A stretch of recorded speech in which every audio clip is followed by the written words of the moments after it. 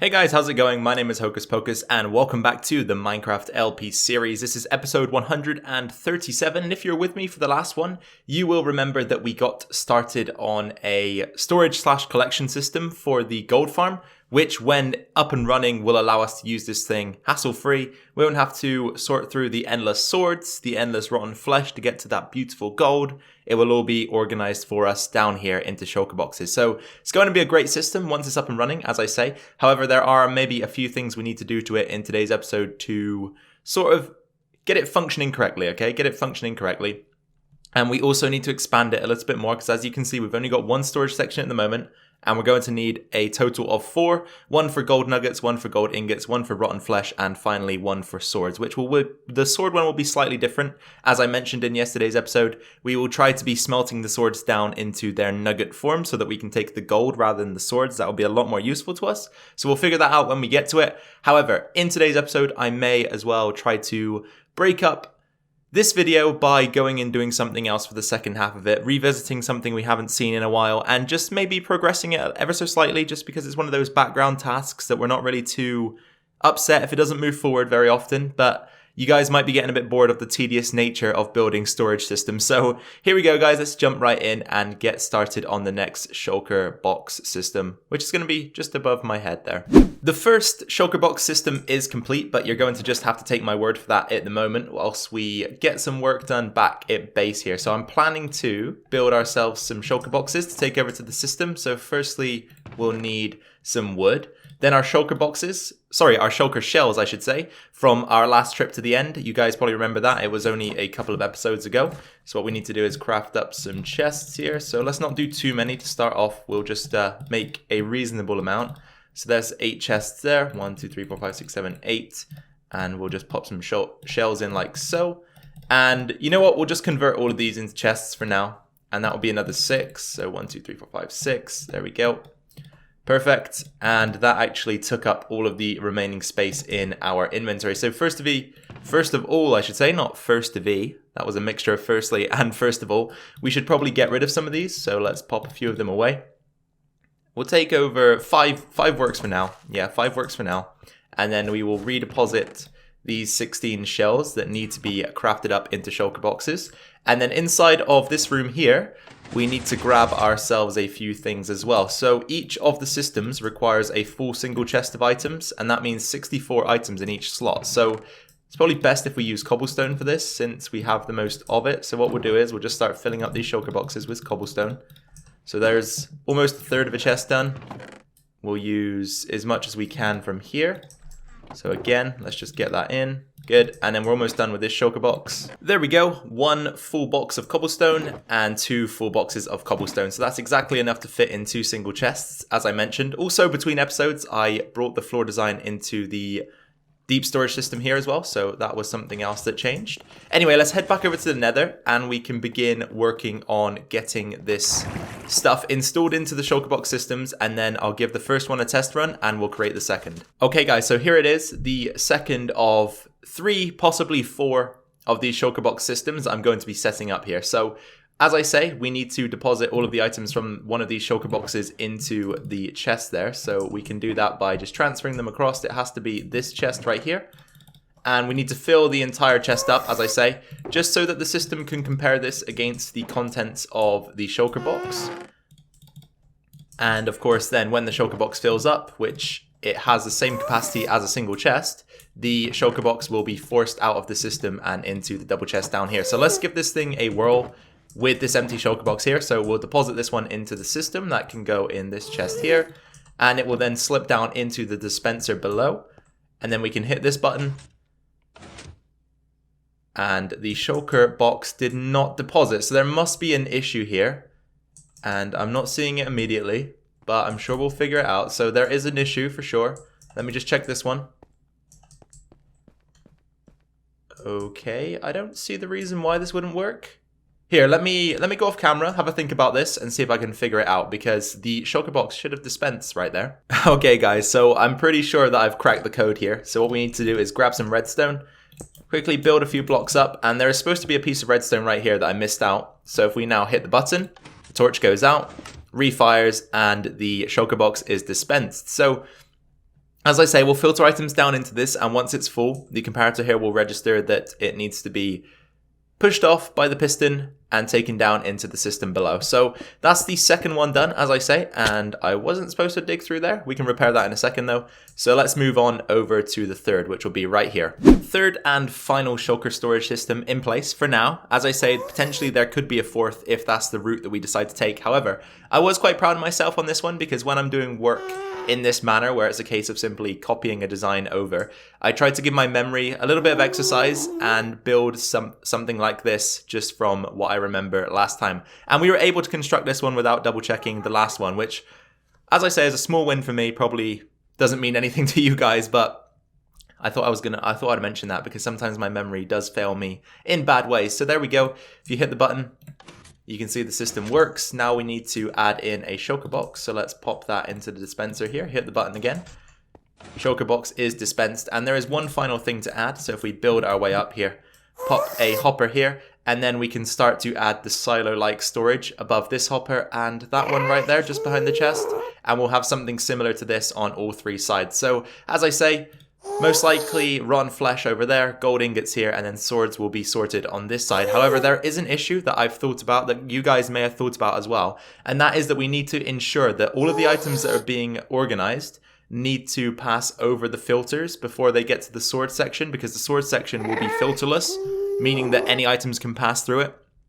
So we need to figure out a way that items start in a certain location and work their way around the ring, with the sword system being the last thing that they visit, so that anything that needs organizing or filtering is taken out of the system before it can reach the stored system, and then it will clog up the furnace array that we have there if we do allow those items to pass through. So I'll think about that more towards the end. However, for now, we can start to get these silo-like storage systems in place here and here. Next step complete, the silo storage is in place on both sides. So again, 1, 2, 3, 4, 5 double chests. Same on this side, 1, 2, 3, 4, 5.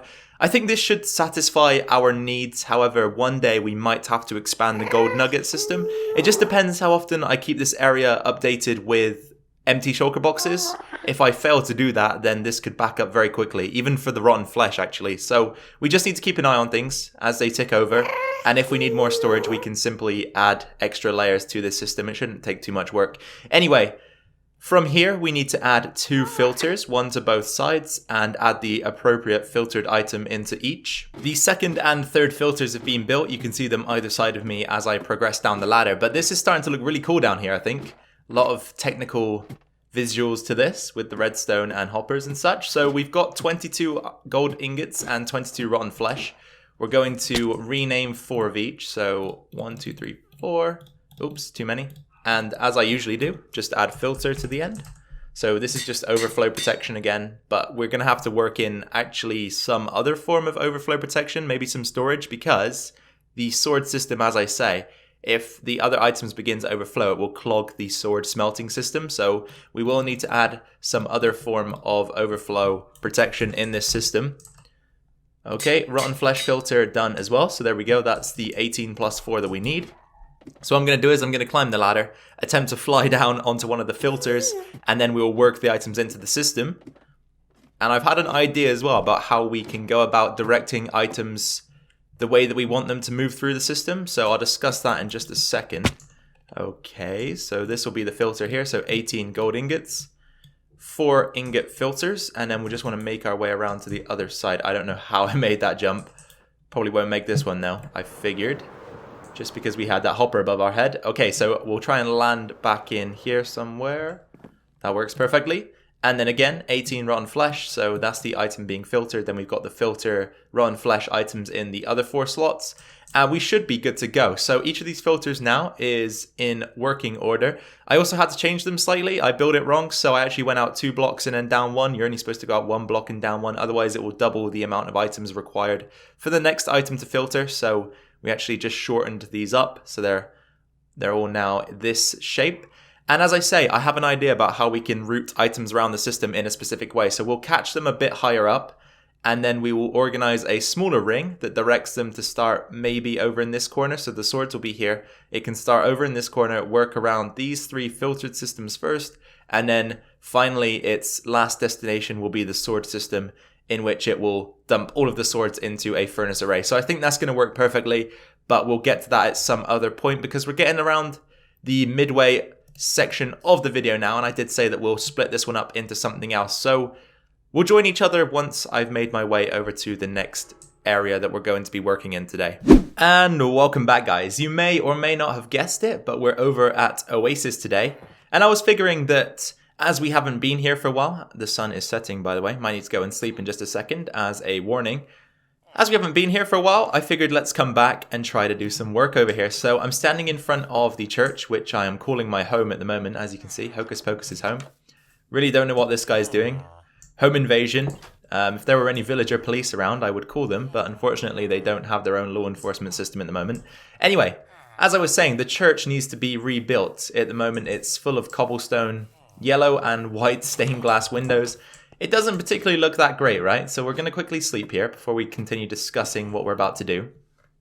So I want to rework the church, and I kind of want to keep the village, occupied with the church as well. So let's rebuild the church and actually make it a church, We're not going to replace it with another building type. But I think it would be a cool idea to actually use a different block type for the church. So we've got a lot of sandstone in the area. So how about we actually stick with the stone theme, but maybe add a few different textures in and change it up slightly. It doesn't look that great, does it?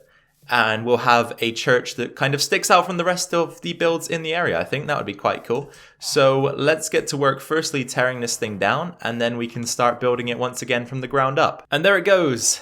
The church has been decimated down into its roots. So I left the corner pieces in, as I usually do, just to kind of give me a map of whereabouts I want to keep this church in terms of its bounds. Although we could expand it a little bit. We've got the space, definitely. We've got the space. I mean, look at this. We've got a huge area here that extends behind the church and to the left slightly. We've got a path to the right that we could maintain. So either way, it doesn't really make any odds to us if we remove this path or not.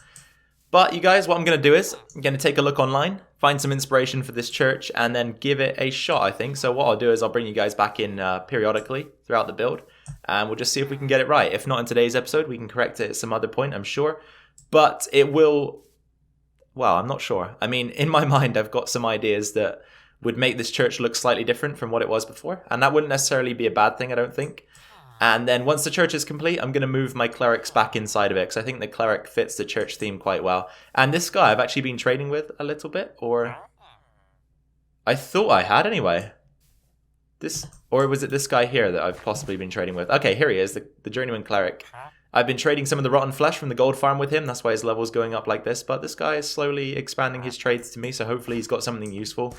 Not really sure where this guy came from, but it seems as though he's actually taken over the brewing stand from this guy. Not exactly what I wanted, but there you go. Anyway, as I say, let's get on with the build. So far, so good, I would say. I don't know what you guys think about it at the moment, but I quite like it. We might need to add in a few different stair types here, rather than the constant cobblestone, but that can be achieved very simply. So at the moment, we've got a combination of some stone types with some mossy, andesite, cobblestone, crackstone brick, and then the gravel as well.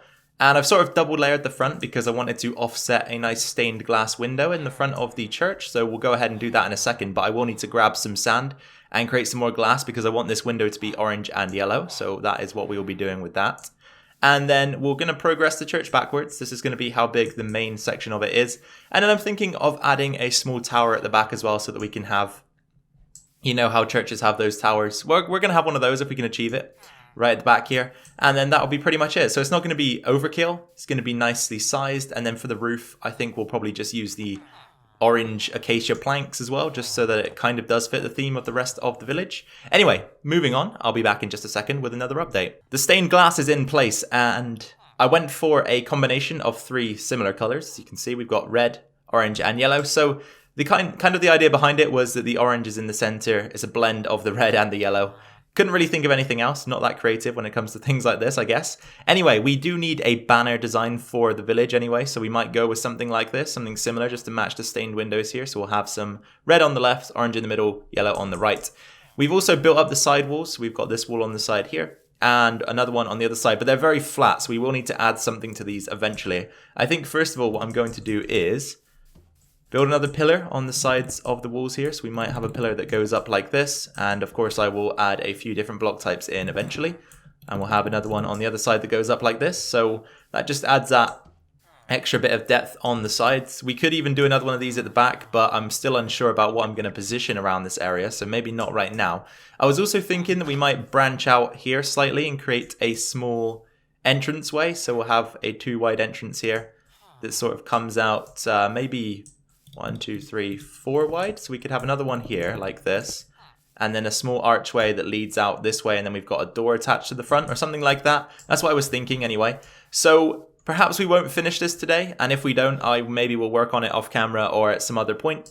But I'll keep bringing you guys in until the end of the episode anyway, and we'll just see what we can make of it today. You know what, guys? I'm quite proud with how this is turning out so far. I always say to you that I find it difficult to build in 3D spaces like this. I'm a lot better at building underground when you're only constructing a facade, but I know this is a very simple build. However, I think it's turning out very, very well so far. So we've got the roof on now, as you can see. And I did a bit of design work to the other side, which I'll go around and take another look at right now. So we've got our small entrance. The pathway will lead right up to it. We've got a door in there at the moment as well, just as a placeholder. We'll, of course, create this entrance as we progress onwards. We've got a nice stained glass window here as well, just a smaller one with the red, orange, and yellow design again. And I've decided, once again, to cap it. We've got these nice pillars that sort of run along the build. I'll probably install those on the other side as well, so we can actually go and do that together. So what we want to do is have one right here. And we will mix up the blocks at a later stage, and then we can have another one right here. And then I might just have 2 stained glass windows on this side, so we'll have 1 stained glass window in there, in that slot. Okay, and then we'll have 1 in here. And of course on the other side, this slot is taken up by the entrance, so we can't have 2 stained glass windows on that side. And then once this build is complete, I left a lot of space between the path and the church because I want to have some nice gardens around the church. I feel like that would just make things slightly improved for this area. You know, it's a building that's supposed to stand out, so we'll give it a bit of differentiation from the other builds. We'll have a nice little garden, possibly some gravestones if we can figure out how to construct those in a meaningful and obvious way. If not, though, we'll just stick to the garden, and I'm sure things will look okay as they are. But as I say, really proud of how it's going so far. We'll try and fix up a few stained glass windows on the other side before we end this video. And then, you know, I'll bring you guys back in for one last look, all that good stuff, and we'll say our farewells. Okay, guys, let's take one more look at the church that we are building today before we wrap up things for episode 137. So I'm going to approach it from the pathway here, as if I were a villager who had some sort of sense to use the paths, you know. And on the left-hand side, you can see we've got this nice duo of stained glass windows. On the front, we've got the big stained glass window that you've already seen. We've got a nice rooftop now. I've capped it with a slab right down the center. On the right-hand side of the build, we've got the small entrance, and notice the pathway actually leads all the way up here now. And you can open the door and enter from this side.